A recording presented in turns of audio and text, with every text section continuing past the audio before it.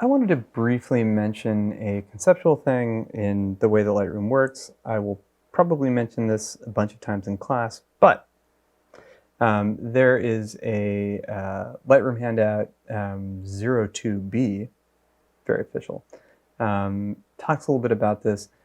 The important thing about it is that you shouldn't move your damn Lightroom files around in your hard drive. Don't do it. Lightroom is a database of edits that you've made to your pictures. So it will show you, I'll bring this, look at that, this lovely PDF.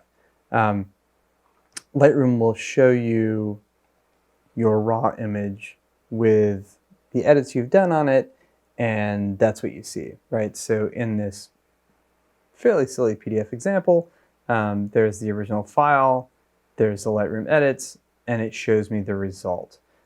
If I move or rename that original file, it can't look at the original file, and so it doesn't have anything to show me. This is a classic mistake that people make. It still happens to me.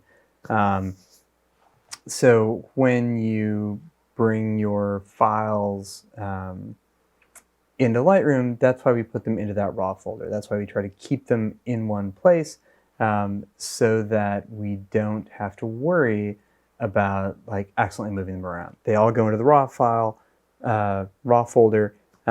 Any sort of organizing that we do just with collections. We don't go in and move our original folders around.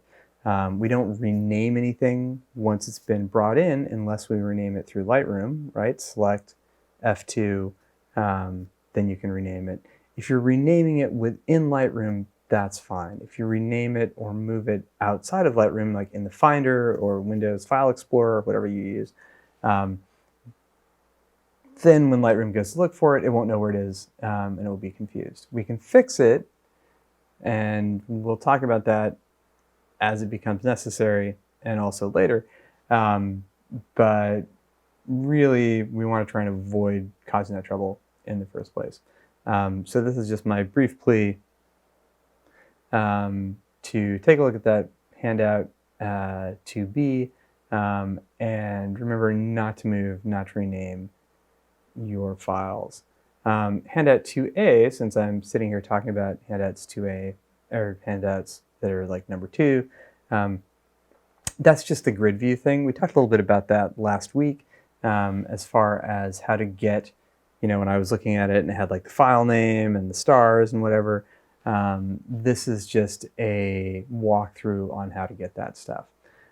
So again, little tiny video. I just wanted to make sure that if you were looking at those PDFs, they had a little bit of context about what they were and why they were important.